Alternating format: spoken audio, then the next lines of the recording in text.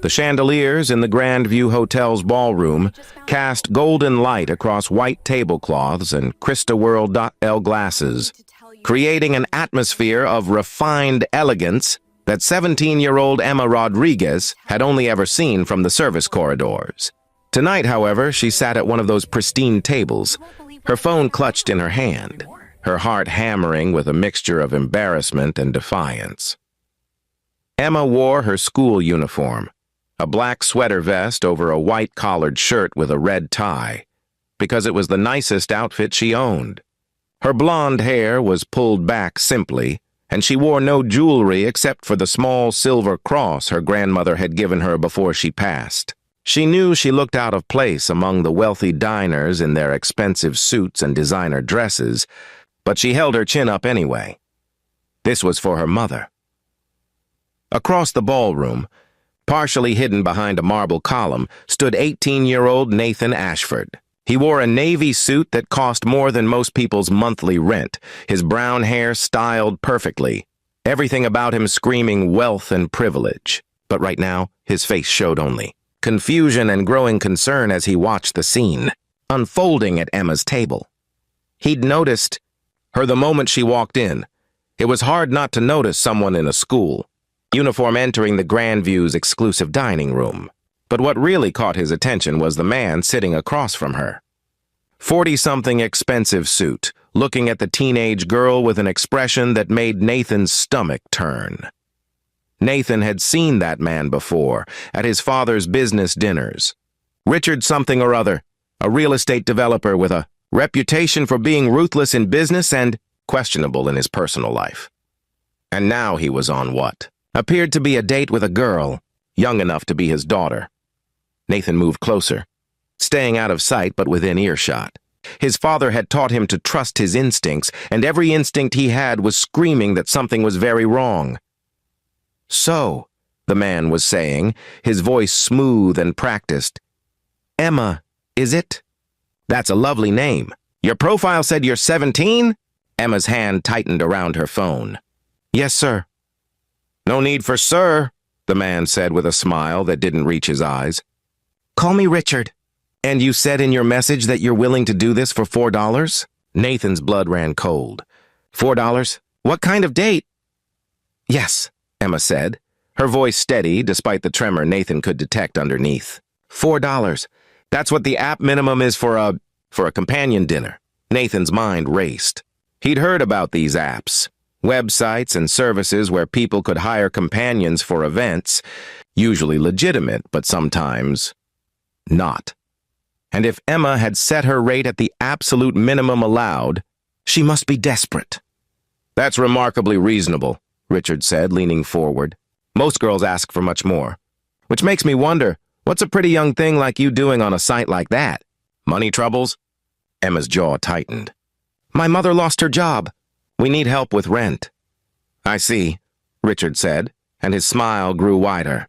"Well, perhaps we can discuss an arrangement that goes beyond just dinner. I'm prepared to be very generous with girls who are flexible." That was enough. Nathan stepped out from behind the column and walked directly to their table. "Emma Rodriguez?" he said, his voice carrying the confidence that came from a lifetime of privilege. "Is that you?" Emma looked up, startled, meeting the eyes of the most handsome boy she'd ever seen, and also one of the most confusing, because she had absolutely no idea who he was or how he knew her name. Yes?" she said uncertainly. "It's Nathan! Nathan Ashford! We met at the charity event last month. You were there with your mother?" Nathan was completely making this up, but his tone was so assured that even Richard looked uncertain. "I can't believe I ran into you here. What are the odds?" Emma stared at him, her mind racing. She'd never been to a charity event in her life. Her mother was a housekeeper, not a... Then she saw something in Nathan's eyes. A warning, a plea. "Help me help you." "Oh," Emma said slowly. "Nathan, yes, I didn't recognize you for a moment." "I'm so sorry to interrupt," Nathan said, turning to Richard with a polite smile that didn't hide the steel underneath. "But Emma's mother has been trying to reach her. Family emergency. I told her I'd come find Emma immediately." Richard's face darkened. We're in the middle of dinner. Which I'm sure Emma will be happy to reimburse you for, Nathan said smoothly, pulling out his wallet and dropping several bills on the table, far more than any meal would cost. Please keep the change for your trouble. He turned to Emma and offered his hand. Your mother is very worried. We should go. Emma looked between Nathan and Richard, understanding dawning. This stranger, this wealthy, privileged stranger, was trying to rescue her from a situation that was becoming increasingly uncomfortable. Yes, she said, standing quickly and taking Nathan's hand. I'm so sorry, Richard. Family emergency. Thank you for understanding. Richard's face had gone red, but he couldn't make a scene, not here in the Grandview where he had a reputation to maintain. He watched in barely concealed fury as Emma and Nathan walked away together, their hands still clasped. They didn't speak until they were outside the hotel, standing in the cool evening air. Only then did Emma pull her hand away, turning to face Nathan with a mixture of gratitude and confusion. Who are you? She asked. And how did you know my name? Nathan had the grace to look slightly embarrassed. I read it on your phone screen when you were checking messages. I'm sorry. I was watching because that situation looked wrong, and I was trying to figure out how to help. You were spying on me? I was concerned about you, Nathan corrected gently. And I was right to be. Emma, do you understand what that man wanted? What he was implying about being flexible and generous. Emma's face flushed. I'm not stupid. I knew it was sketchy. But I'm also not in a position to be picky.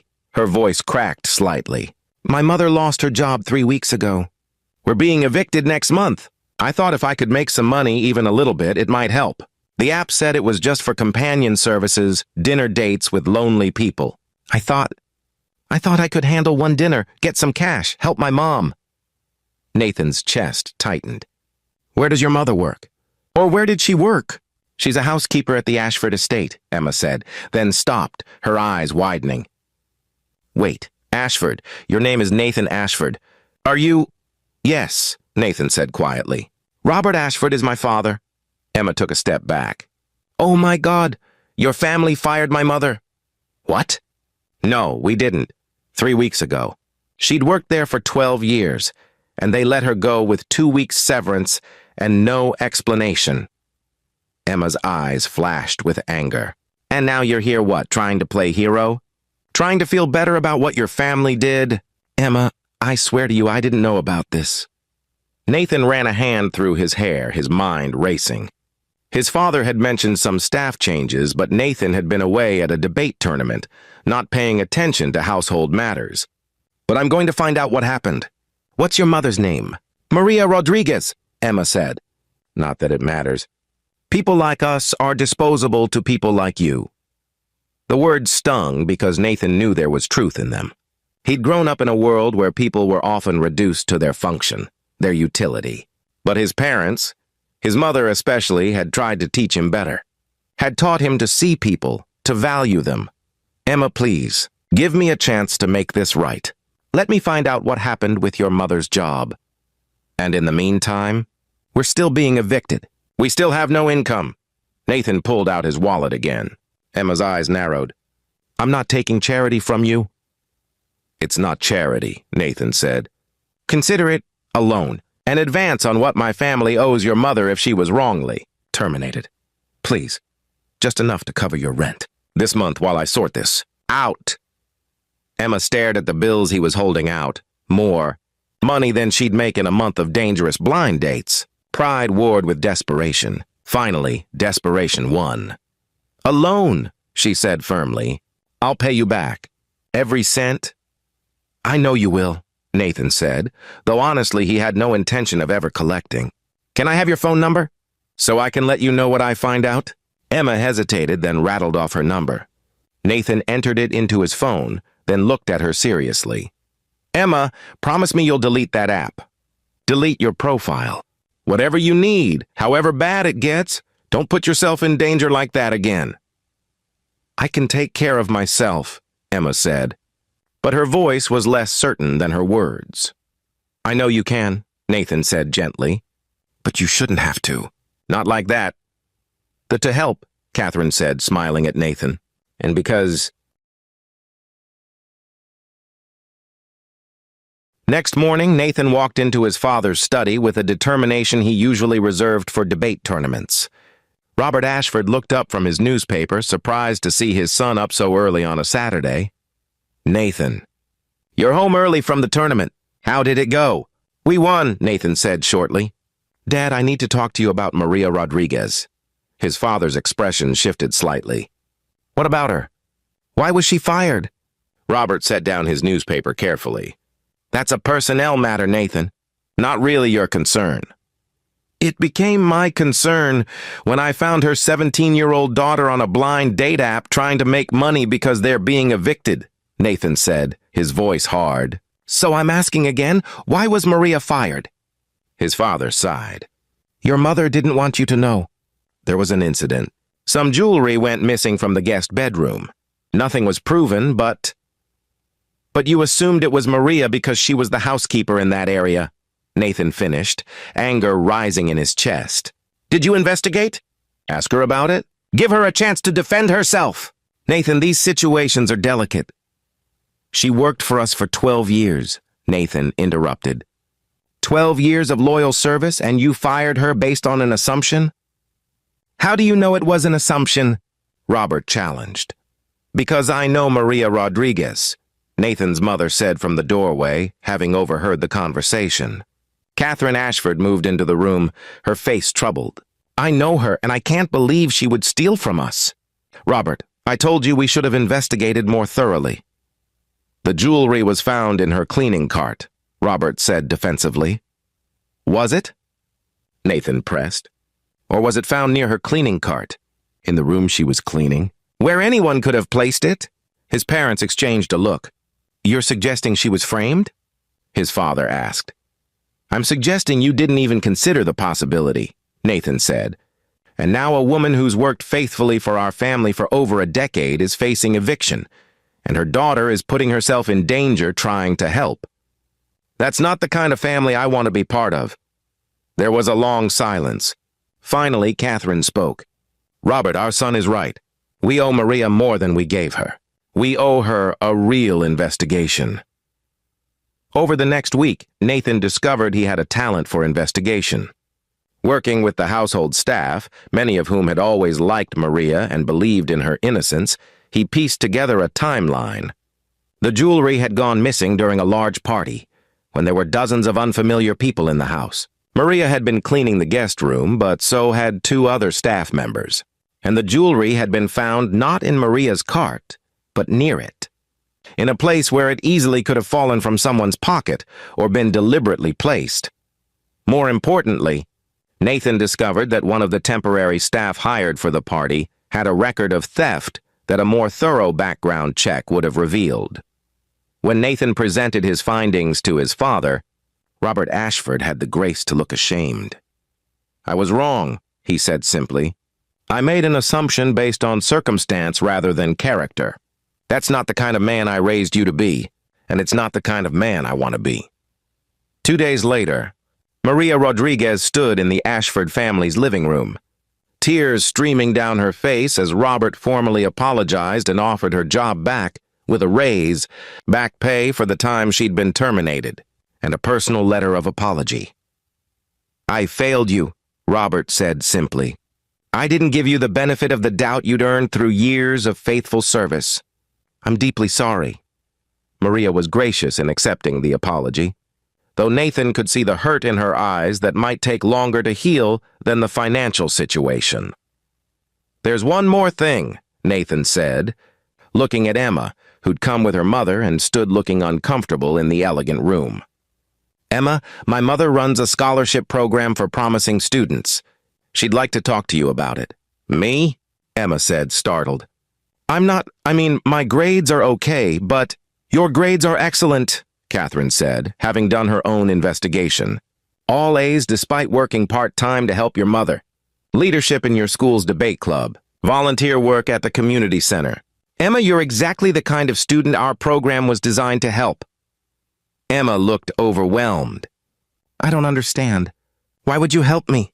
Because my son saw someone in trouble and chose after he helped you, he didn't stop. He fought for your mother, investigated what happened, and made us face an injustice we'd committed. That's the kind of character that should be rewarded. Both of you showed integrity under difficult circumstances. We want to support that. Over the following months, something unexpected happened. Nathan and Emma became friends. It started with him checking in to make sure she'd really deleted the dating app, then evolved into study sessions when he learned they were both interested in law. Despite their different backgrounds, they found common ground in their values, their determination, and their shared belief that people, all people, deserve to be treated with dignity. 2 years later, Nathan sat in the audience at Emma's high school graduation, watching her walk across the stage as valedictorian. In her speech, she talked about resilience, about the kindness of strangers, about how one person choosing to see past assumptions could change everything. She didn't mention Nathan specifically, but their eyes met across the auditorium, and he knew. He knew she was talking about that night at the Grandview Hotel, when a wealthy stranger had seen a girl in trouble and decided that someone's worth wasn't measured by their bank account or their circumstances, but by their inherent humanity. "You changed my life," Emma told him later. "At the small celebration his mother had insisted on hosting. You and your family. You gave us back everything we'd lost." "You changed mine," Nathan replied honestly. "You reminded me that privilege comes with responsibility. That having wealth means nothing if we don't use it to see people, to help people, to make things right when they're wrong." He paused, then added, "And you taught me that courage isn't about having everything. It's about trying to solve problems even when you have nothing." "You were braver at 17 than I've ever been," Emma smiled. "I think we both learned something. That people are more than their circumstances. That everyone has a story. That a little compassion and a lot of determination can change the world, or at least change a life." Years later, when Nathan and Emma both became lawyers, Nathan in corporate law, fighting for ethical business practices, and Emma in family law, advocating for vulnerable populations, they'd look back on that night as the moment that set them both on their paths. For Nathan, it was the night he learned that privilege meant nothing without conscience, that his family's wealth was a responsibility, not just an asset. For Emma, it was the night she learned that not everyone with money was blind to those without it, that sometimes help came from unexpected places, and that dignity and courage could open doors she'd thought were locked forever. But for both of them, it was the night they learned that humanity transcends class, that seeing people, really seeing them, is the most powerful thing we can do, and that sometimes the bravest thing is simply to refuse to walk past someone in need. Emma had gone to that hotel willing to compromise her safety for $4. She'd left with her dignity intact, her mother's job restored, and a future full of possibility. And Nathan had walked into that hotel as the privileged son of a wealthy family. He'd left as someone who understood that wealth without compassion is poverty of the worst kind. The $4 date had cost Nathan far more than $4 in the end. It cost him his comfortable assumptions, his unexamined privilege, and his belief that how you grow up determines who you become. But what he gained was worth far more. A lifelong friend, a commitment to justice, and the understanding that the measure of a person isn't their bank account, but their character. And that lesson, learned in a chandelier-lit ballroom from a brave girl in a school uniform, was worth more than all the money in the